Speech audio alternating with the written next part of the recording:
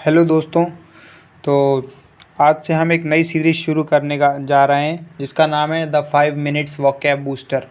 तो इस सीरीज़ में हम वोकैब पढ़ेंगे जो कि 5 मिनट में जितने हमें याद होते हैं उतनी वोकैब हम डेली याद करेंगे ताकि धीरे धीरे करके हमें ज़्यादा वोकैब याद हो जाए और एक साथ लोड भी ना पड़े। तो आइए सबसे पहले हम वन वर्ड सब्स्टिट्यूशन शुरू कर रहे हैं इसमें। तो वन वर्ड सब्स्टिट्यूशन में हम पढ़ना शुरू करते हैं। तो सबसे पहला शब्द है मॉड्स। मॉड्स का मतलब होता है लोक रीति। इसका मतलब होता है कि जो भी किसी पर्टिकुलर ग्रुप के या पर्टिकुलर कस्टम जो होते हैं उनके रीति रिवाज जो होते हैं वो होता है मॉड्स। इसके बाद है डेमोक्रेसी। डेमोक्रेसी का मतलब होता है लोकतंत्र, और लोकतंत्र का मतलब होता है जहाँ पर सभी लोगों को समान अधिकार, समान सब कुछ प्राप्त हो, मतलब किसी तरह कोई भेदभाव ना हो। उसके बाद है सीमेट्री। सीमेट्री का मतलब होता है कब्रिस्तान, यानी कि जो दफनाने वाली जगह होती है, जैसे जो मुस्लिमों में चलती है प्रथा, तो दफनाने की जो जगह होती है उसे बोलते हैं सीमेट्री। अब पेटोइस। पेटोइस यानी होती है खास बोली। खास बोली यानी पर्टिकुलर ग्रुप की जो खास बोली होती है, जैसे मराठी लोग मराठी बोलते हैं, बंगाली लोग बंगाली बोलते हैं, तमिलियन लोग तमिल भाषा बोलते हैं, इसे बोलते हैं पेटोइस। उसके बाद है पील। पील यानी छिलका।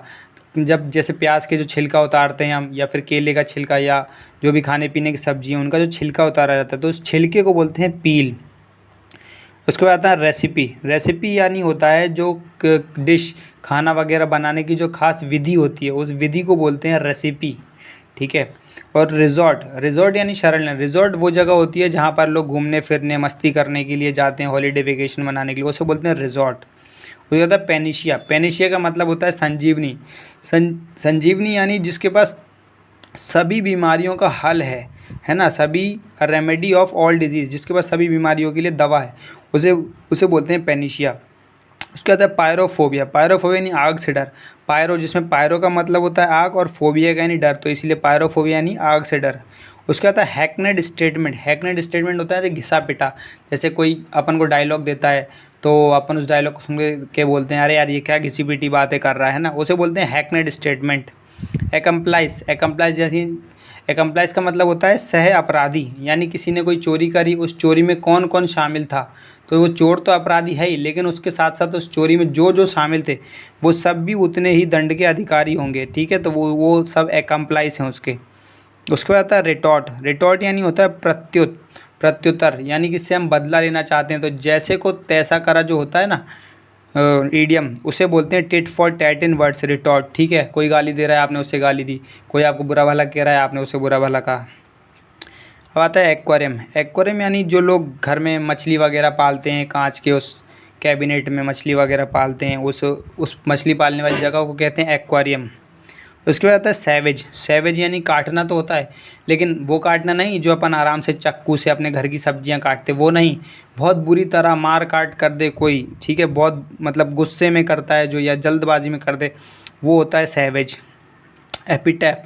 एपिटैप यानी होता है जो किसी के मकबरे पर हम उनके लिए कुछ शब्द लिखवाते हैं, तो उन लिखे हुए शब्दों को कहा जाता है एपिटैप।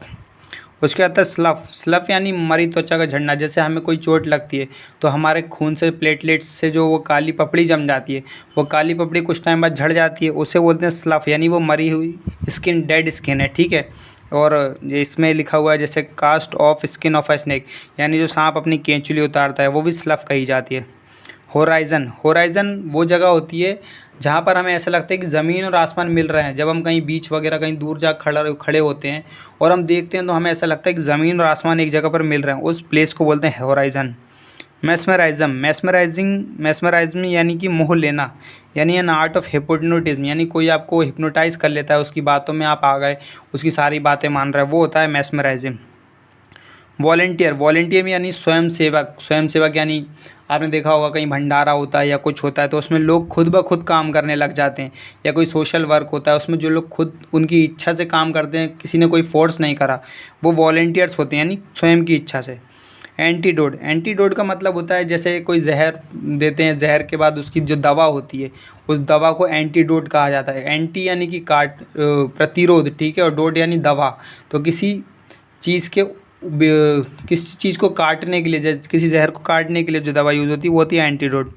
उसके बाद है इलेजिबल। इलेजिबल में लेजिबल का मतलब होता है पढ़ने योग्य, ठीक है, रीडिंग करने लायक, और इल लग गया, इल यानी नेगेटिव सेंस बना दिया, तो इलेजिबल का मतलब हो गया कि अपठनीय, यानी वो हैंड राइटिंग जिसे हम पढ़ नहीं सकते। तो आज हमने ये 21 वन वर्ड सब्स्टिट्यूशंस याद करे। अब नेक्स्ट क्लास में हम और वन वर्ड सब्स्टिट्यूशन याद करेंगे और 5 मिनट्स में ही याद करेंगे। तो इस तरह से डेली हमें हमारा इम्प्रूवमेंट इंग्लिश में होता जाएगा। Thank you.